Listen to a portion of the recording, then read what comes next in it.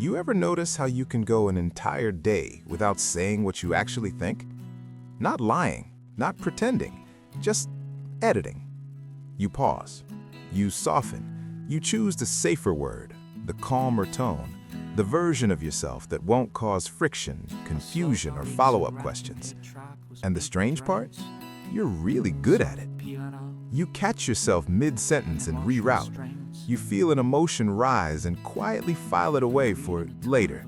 You sense an opinion forming and decide, nah, not worth it. Sometimes it even feels mature, responsible, controlled.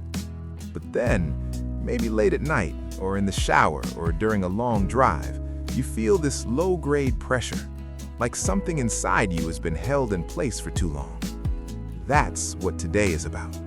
The moment when self-control quietly stops being a tool and starts replacing self-expression. And if you've ever wondered why being put together can feel oddly exhausting, or why you can't remember the last time you felt fully unfiltered, stick with me. There's more going on here than simple discipline or personality. Let's start with someone you might recognize. They walk into a room already scanning, not anxiously, efficiently. They read the mood, the power dynamics, the unspoken rules. They know who's joking, who's sensitive, who's in charge, and without thinking, they adjust. Their laugh comes half a second later than it used to. Their stories get trimmed. Their reactions are calibrated. If you ask them who they are, they'd say, it depends. This is the person who learned early that expression has consequences. Not necessarily bad ones, just real ones. Say the wrong thing and you become too much. React too honestly and suddenly you're difficult. Share the raw version and now people have expectations you can't manage. So self-control becomes a kind of social intelligence, a skill, a survival move. Psychologically, this is adaptation. The brain notices patterns. When I restrain myself, things go smoother. When I edit, I stay safe. Over time, the nervous system stops asking, what do I feel? And starts asking, what's appropriate here? And the tricky part? This person often gets praised for being composed, thoughtful, level-headed. But here's the quiet cost. Expression starts to feel risky even when it's welcome. They might sit with close friends and still feel like they're performing a softer version of themselves. Not fake, just filtered. If this is you, ask yourself, when you speak, are you sharing or managing? Then there's another type, subtler, quieter. This person doesn't hold back because of other people. They do it because of themselves. They feel something, anger, excitement, sadness, and immediately step outside it. They analyze it, name it, rationalize it, put it into context. I shouldn't feel this way. It's not a big deal. I'll deal with it later. They're not emotionally cold. They're emotionally contained. Self-control here isn't social, it's internal. It's the habit of staying one step above your own feelings, like a supervisor watching from a distance. Often, this comes from environments where emotions were inconvenient. Maybe no one taught them how to express feelings safely. Maybe showing emotion led to chaos, guilt, or dismissal. So the mind learned to regulate by suppressing, not exploding, not processing, just postponing. The psychology behind this is fascinating. Emotional inhibition can actually feel stabilizing. It creates a sense of order, predictability. You don't get blindsided by your own reactions. But over time, something strange happens. Feelings lose their immediacy. Joy feels muted. Anger becomes theoretical. Even sadness feels flat. People like this might say, I know I feel something, I just can't access it. Self-control has replaced expression so thoroughly that emotion is experienced secondhand. If that sounds familiar, notice this. When something genuinely good happens, do you let yourself feel it or do you immediately manage it? Now let's talk about the competent one, the reliable one, the person everyone leans on.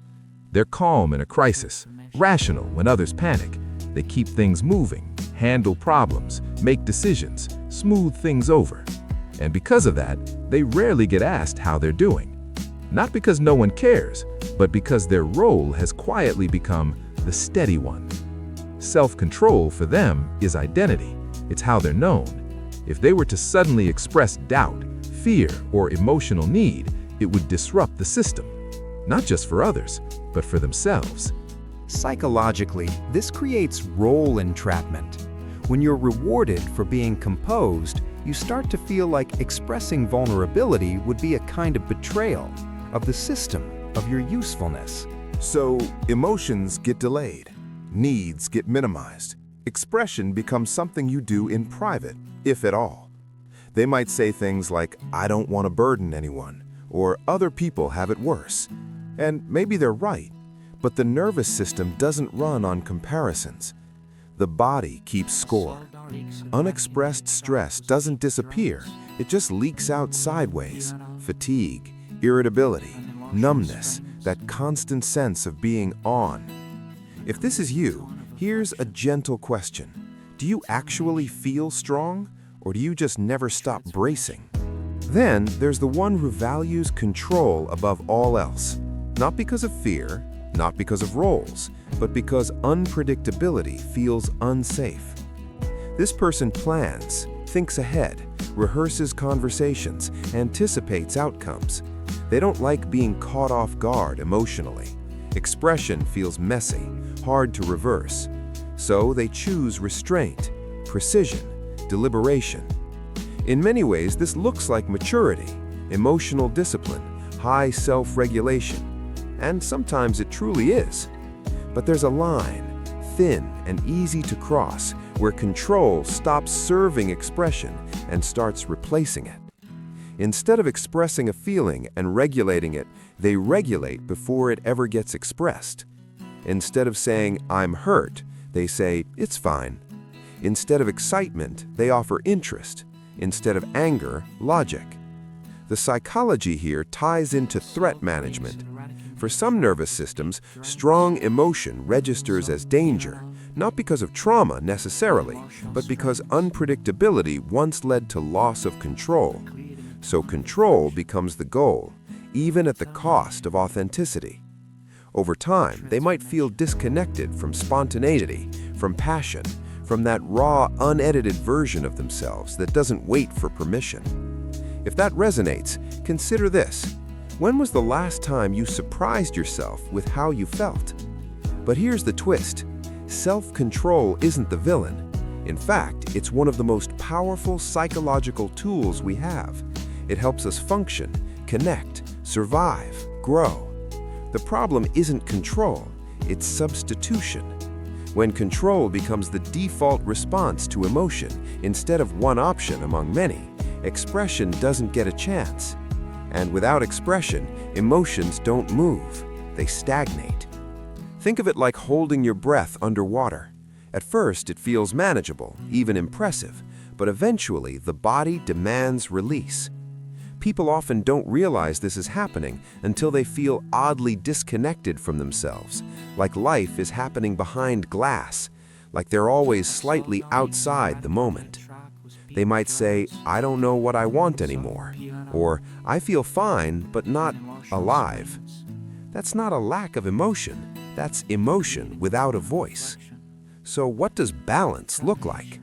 It's not oversharing, it's not emotional chaos, it's the ability to choose.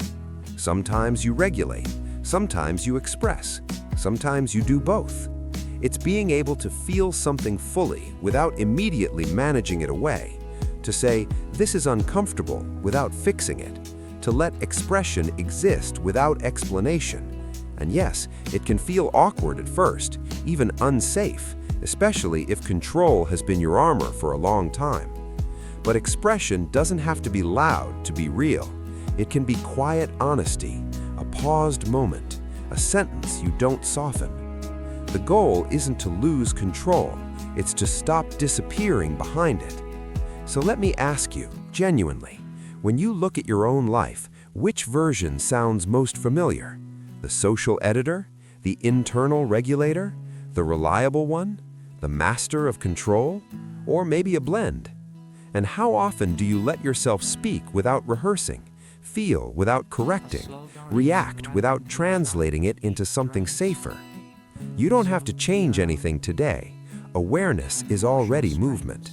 If this stirred something or named something you felt but never articulated, sit with it, let it land, and if you want, share which part hit closest. Sometimes expression starts that simply. And if you're curious about the quiet patterns shaping how we show up, you might want to stay around. There's a lot more beneath the surface.